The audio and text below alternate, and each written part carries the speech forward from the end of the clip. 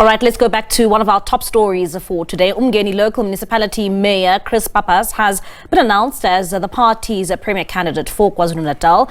He runs the only DA-led municipality in the province. A 32-year-old Pappas, who grew up on a farm in the KwaZulu-Natal Midlands and is fluent in isiZulu, cut his teeth in politics with the Congress of the People as a student leader at the University of Pretoria, where he acquired a Bachelor degree in town and regional planning in 2013. And for more on this, we are now joined by Chris Pappas via our video link. Chris, thank you so much for joining us here on the late edition. One would say that when we look at your political trajectory and your career, this is something that many South Africans had expected, didn't you?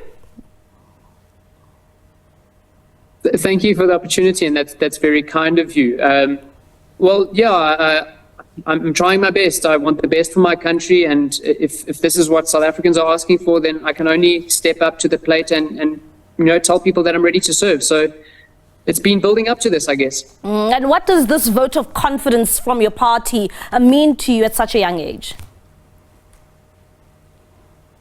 I think firstly, there's a lot of young leaders in my party, which is incredible in itself.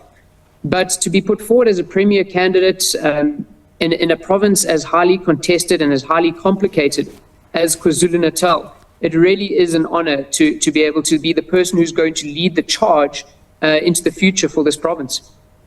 And one would say that as we head into the 2024 elections, it will be a very tricky and difficult terrain, especially in a province like yours in KwaZulu-Natal. Of course, the DA being the third largest party, but you've also got a stumbling block called the IFP, who continues to show a growth in that province.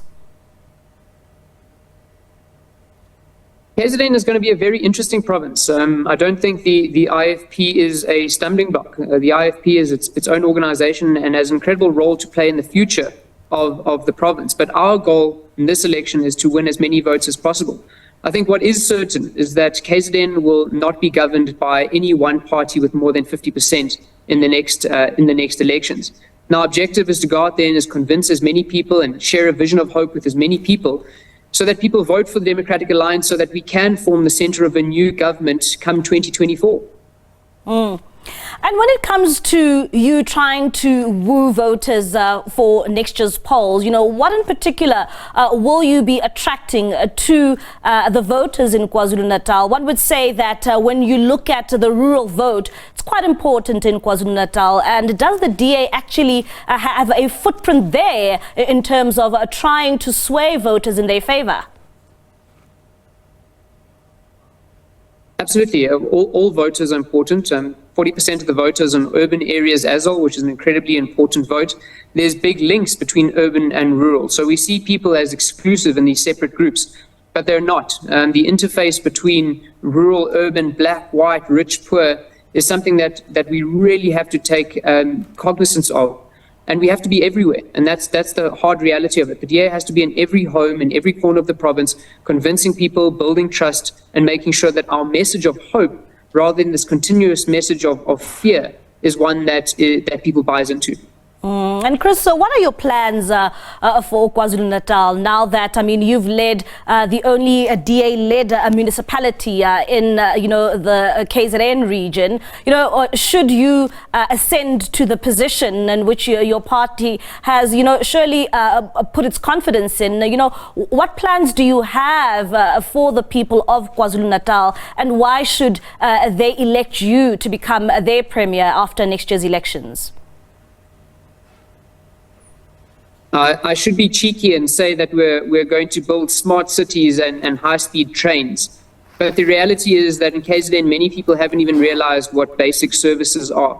So we need to make sure that, number one, we clean up government. KZN is a cesspool of corruption, cadre deployment, of contracts and networks that have crippled the government system and have bankrupted the provincial government. So we have to get the finances right, we have to get the delivery mechanisms right, and we have to make sure that the people of KZN actually have access to basic services, water, roads, sanitation.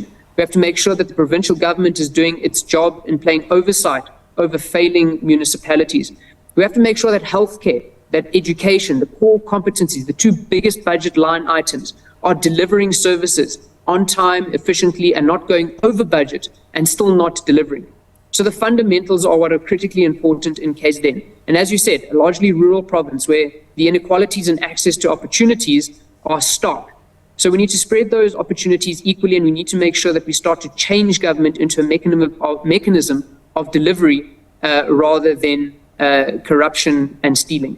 And when it comes to your relationship with the IFP, one would say that being a third big party in the province, and we're always being told that we might find ourselves in a coalition, and we know that you have signed some sort of pact with that party. Surely that if you may find yourself in a coalition, that is a party you are willing to work with in KwaZulu-Natal.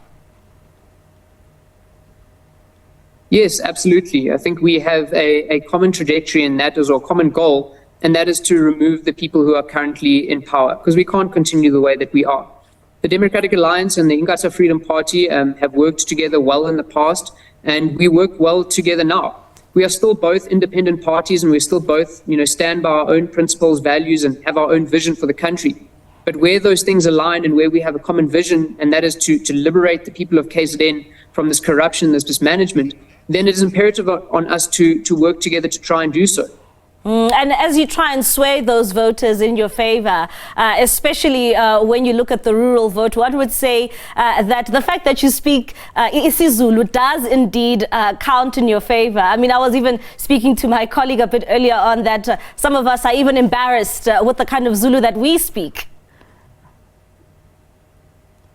No, asikho isidingo ukuthi ube njalo. But yes, it is important that in a province, that where the majority of the population speaks isiZulu, that I'm able to communicate. I was saying earlier today to someone on a flight that more than the ability to speak to people is the ability to listen with empathy.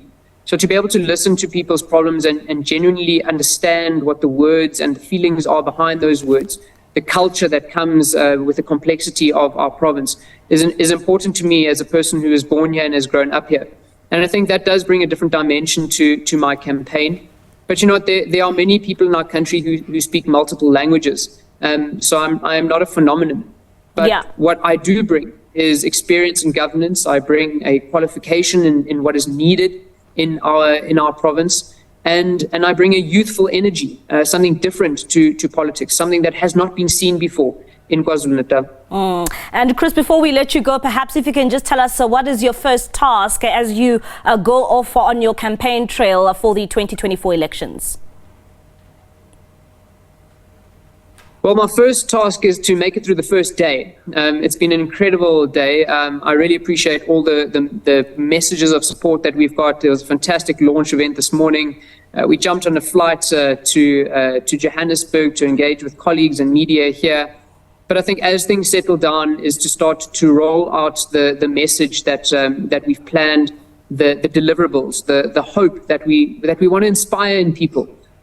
We want to have a campaign that is based on positive things, that of a future that is hopeful and not one where it's characterized by fear. So the next couple of months are going to be about that. It's about going to every person, every home, and telling them that there is a bright future and that they do have the choice and the power to bring that future, and that power lies in their vote. All right, Chris, good luck on your campaign trail, and hopefully see you next year in KZN. All right, that is Chris Pappas. He is the DA's KZN Premier candidate for the 2024 elections.